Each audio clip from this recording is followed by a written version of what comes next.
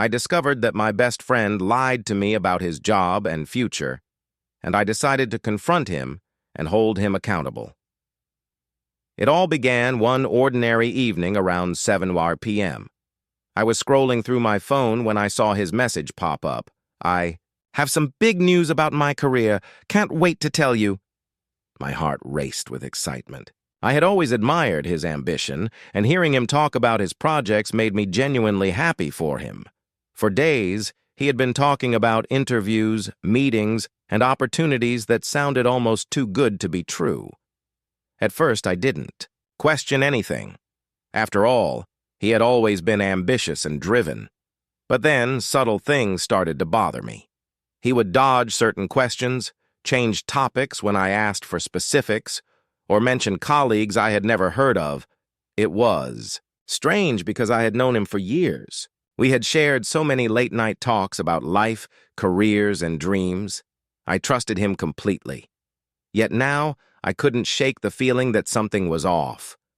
My curiosity grew into suspicion. One evening, I decided to double-check some of the details he had given me. I reached out casually to some people he had mentioned, pretending I was looking for advice on projects. The responses were confusing. None of them seemed to know him, and some even looked at me strangely when I mentioned his name. My stomach sank. Could it be possible that he had been lying all this time? My mind raced with questions. Why would he do this? Was it just exaggeration, or had he created an entire false image of himself? The next few days were tense. Every interaction with him felt like walking on thin ice. I noticed the little things more than ever. How he avoided eye contact when discussing his work, how he hesitated when I asked for details, and how he laughed nervously at comments he would normally brush off. Finally, I decided I couldn't wait any longer. I needed answers. I arranged to meet him at our favorite cafe, a place we had gone to countless times.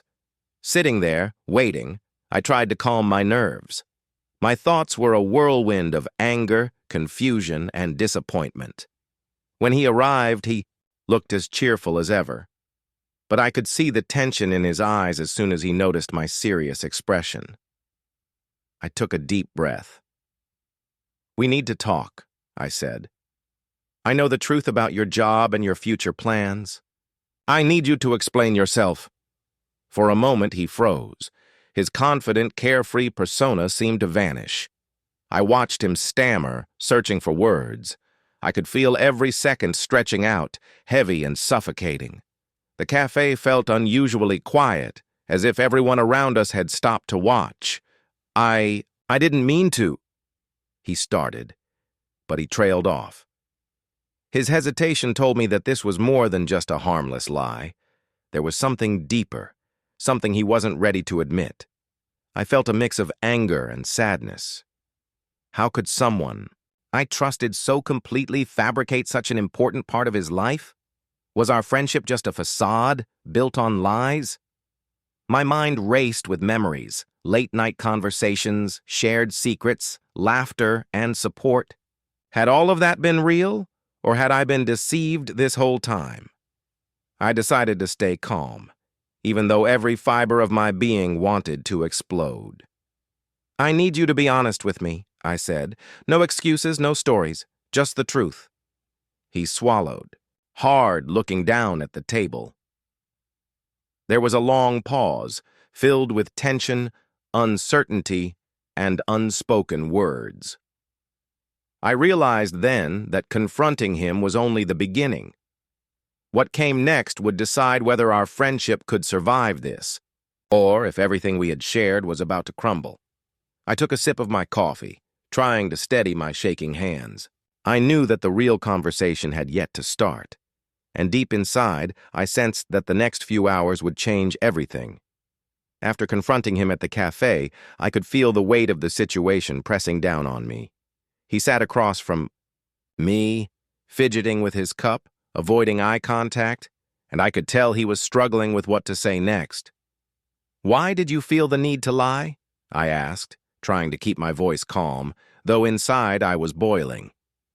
He hesitated, looking around, as if the walls themselves could answer my question. I didn't want you to think less of me," he finally muttered. I was embarrassed. I didn't have the career I said I had, and I didn't know how to tell you. I felt a pang of sympathy mixed with frustration. Embarrassment or not, trust was the foundation of any friendship. "You didn't just lie about a small thing," I said. "This is about your entire life, your career, your future, and you let me believe in something that wasn't real. How am I supposed to trust you now?" He looked down, silent. The cafe around us continued its usual buzz, but it felt distant, almost unreal. Every laugh, every clink of a cup seemed amplified in my ears. I wanted to scream, to shake him, until he finally understood the magnitude of what he had done. We spent hours talking, but it felt like we were circling the truth without ever fully landing on it. He gave excuses, explanations, half-truths, and, at times, complete silence. Every time I thought I had clarity, he would drop another detail that contradicted everything he had told me before. At some point, I stepped outside for air. The night was cool, the streets empty, and I tried to process everything. I had always believed that friends support each other no matter what. But this felt like a betrayal from the person I trusted most. I returned to the cafe determined to hear everything from him, no matter how uncomfortable it would be. "I need the full story," I said firmly. "Everything you've hidden, everything you've lied about. No more excuses." He sighed, defeated, and began telling fragments of the truth.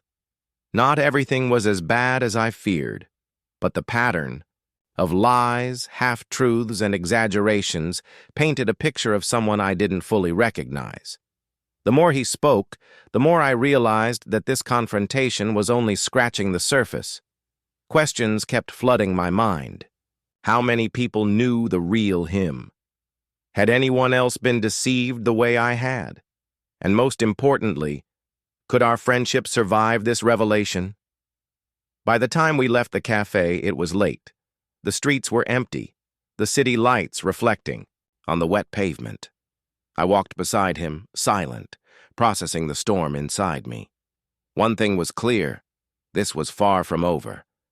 The confrontation had begun, but the real reckoning was still ahead. And deep down, I knew that uncovering the full truth would take patience, courage, and perhaps more heartbreak than I was ready to face. The days after our cafe confrontation were tense. Every text, every call, every attempt to meet felt loaded with unspoken words. I kept replaying his half-confessions in my mind, trying to separate the truth from the lies. One evening, I decided to dig deeper. I asked casual questions, trying not to reveal my suspicions too much, but each answer he gave seemed carefully crafted, too polished, too rehearsed. My frustration grew with every word. The man I had trusted implicitly was now a stranger hiding behind a facade. I started noticing patterns in his behavior. The way he checked his phone when certain topics came up, the small pauses before he answered, even the slight twitch of his fingers. Every detail screamed deception. But I also realized that confronting him repeatedly without proof could backfire. I needed more than instincts. I needed facts. Late one night, I stayed awake scrolling through old messages, emails, and social media posts, looking for inconsistencies. Every tiny contradiction was like a jigsaw puzzle piece revealing a picture I didn't want to see. Friends he mentioned never responded the way he implied they would. Projects he claimed to manage didn't exist, and yet he continued to act. Confident when we met, finally I arranged another meeting, this time at his apartment. The air was thick with tension when I arrived. He opened the door with a nervous smile, clearly expecting another casual hangout. But I wasn't there for casual. "I need to know everything," I said immediately. "No stories, no excuses, no hiding, just the truth." He led me to the living room and sat down, avoiding my gaze. For a moment, we just sat in silence, the ticking clock the only sound. Then he began to speak, slowly, haltingly, revealing fragments of the life he had fabricated. Some of it was small lies, harmless exaggerations, but other parts, bigger lies about job offers, promotions, and future plans, things he had used to impress not only me but everyone around him. The realization hit me hard. He had been living in a fantasy world, and I had been unknowingly dragged along. I felt a storm of emotions, anger, betrayal, sadness, confusion. How could he think it was okay to lie about something so crucial? And yet in some twisted way I understood his fear. Fear of judgment, fear of inadequacy, fear of disappointing me. As he spoke, I noticed the cracks in his facade. Every time he admitted a lie, his shoulders slumped slightly, his eyes avoided mine, and his voice trembled. For the first time, I saw vulnerability underneath the deceit. But that didn't make it easier. The trust we had built over years now felt fragile, like glass ready to shatter. I realized that confronting him was only the beginning. The real challenge lay ahead, deciding whether this friendship could survive the truth, whether honesty could rebuild what had been broken. And more than that, I needed to prepare myself for what else I might uncover, because I had a feeling there were still secrets he hadn't told. As I left his apartment that night, the city lights blurred through my eyes. My mind was racing. The confrontation had opened a door, but what lay beyond was uncertain, dangerous, and emotionally exhausting. One thing was clear: this story was far from over. The days following our deep confrontation were tense and silent. We avoided each other for a while, both of us processing the storm of emotions that had been unleashed. I wasn't sure if our friendship could survive this revelation, but I knew one thing: I needed closure. Finally, we agreed to meet one last time at the park, where we had spent countless afternoons talking about dreams and life. The memories made the tension heavier, like the weight of years of trust now hanging on fragile threads. He looked at me, genuinely remorseful this time. I lied because I was scared. Scared of failing. Scared of disappointing you, he admitted. His voice was soft, almost breaking. I realize now how much pain I caused, and I hate that I lost your trust. I listened carefully, my anger tempered by a small spark of empathy. I remembered the good times, the loyalty, and the support we had shared. But forgiveness wasn't immediate. Trust, once broken, takes time to rebuild. I appreciate your honesty now, I replied. But lying about something so important isn't easy to forget. You've shown your true self, and now we have to decide if our friendship can survive what happened. We talked for hours, revisiting every lie, every half-truth, and every misunderstanding. By the end, a fragile understanding emerged. He promised to be completely honest moving forward, and I promised to be patient, but cautious. As we parted ways that evening, I realized that friendships are complex. They can be beautiful and deep, but they can also be fragile, tested by lies and misunderstandings. What mattered most wasn't just the deception, it was the willingness to face the truth, to communicate, and to try to rebuild what was broken. Walking home, I felt a mixture of relief and lingering sadness. The path to trust would be slow, but at least now the foundation was real. And sometimes that's all a friendship truly needs: honesty, patience, and a chance to start anew. And so, our story comes to an end today. But in the world of Max fables, every tale carries a lesson and leaves an impact. If you enjoyed the story, don't forget to hit the like button, subscribe to the channel, and activate the bell so you won't miss our upcoming tales. Here, where stories come to life.